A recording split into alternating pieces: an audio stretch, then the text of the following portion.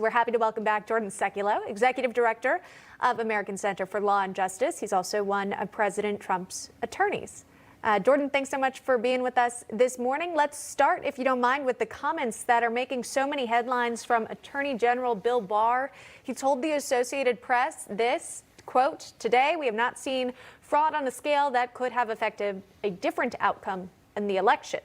Now, as we played earlier, White House Press Secretary Kayleigh McEnany clarified those comments, saying that the AG also said that a lot of people are confusing the use of the federal criminal justice system with allegations that should be made in civil lawsuits. So first, I'll have you react to all of that and whether or not you wish maybe Attorney General Barr would be doing more or at least not make comments. Well, I think the comment was probably taken totally out of context because he thinks in a completely criminal mindset as the Attorney General of the United States. These lawsuits, that whether it's the Trump campaign, whether it's President Trump who's filed a lawsuit, whether it's the attorneys representing President Trump in his personal capacity like us, we file in the civil court. So when we allege that there was fraud, it's not like criminal fraud. You can have a civil RICO case, you have a criminal RICO case. So he talks in the words of criminal law, but I just want to point out that when he says the fraud is not something he's seeing, if you look at the latest round of lawsuits where we have focused, and I will tell your audience and the Newsmax audience, we are working on this 24/7.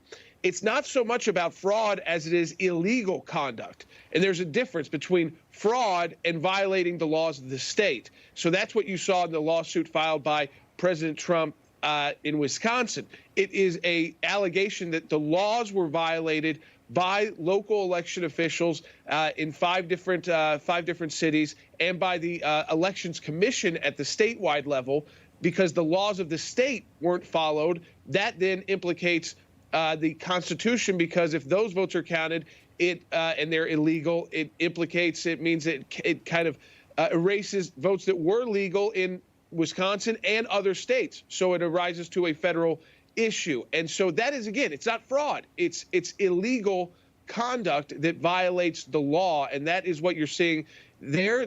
You're also seeing that, of course, we're seeing voting machines being recounted and voting looked at in Arizona now. A judge went from looking at just 100 of these corrected ballots. Those are ballots that come in that are a little messed up, so they try to fix them.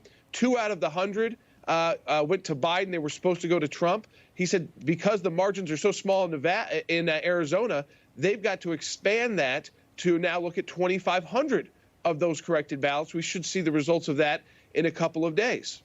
What's interesting, though, I mean, you know as well as I do, we've got some states that have already certified their votes, right? And I know there were efforts in at least Pennsylvania to try to overturn that certification. What's the update on that? So here's the key. In Pennsylvania, there is a stay from the Supreme Court on all of the votes that came in late that did not meet that met that new deadline they came up with, which the court said that the Secretary of State didn't have the power to do. Justice Alito put a stay on that, and that stay is still in effect. It's not so much about the certifications. The timelines that we're looking at, listen, it's coming up quickly. December 8th, that is when electors are selected, and then December 14th when they vote in most states. That is the key. And what you'll see in the Wisconsin lawsuit from President Trump, what you'll see, I think, also in maybe a new lawsuit in Georgia as well, is that it's about whether or not who should be making these decisions. Were these elections in these states run so illegally that they should not be decided necessarily by these vote tabulations that came in, which we keep getting different numbers, but instead go to the legislature, which is a constitutional option to figure out how things should proceed.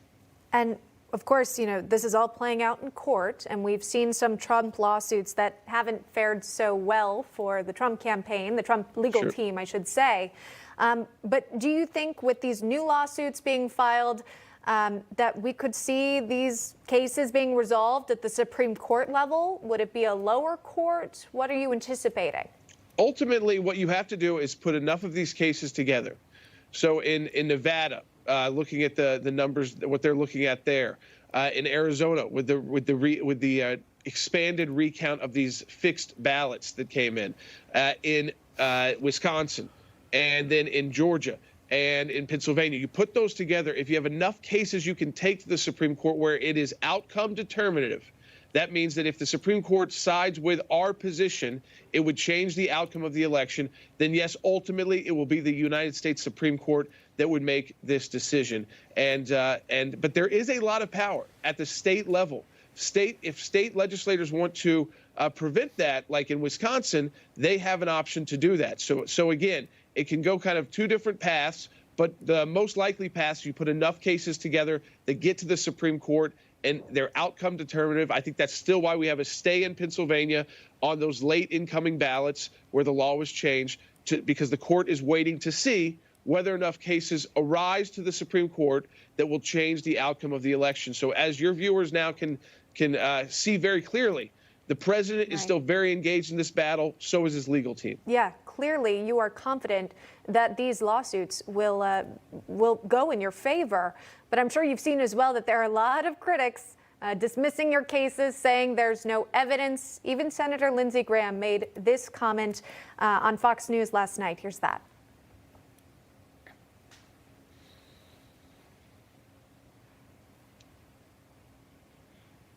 Okay, I guess we don't have the soundbite there, but essentially, I understand though. I understand some of the concerns with the earlier lawsuits. Though they're more difficult to prove, these massive fraud allegations. But what we're now seeing is very specific. You're starting to see the outcome of these lawsuits.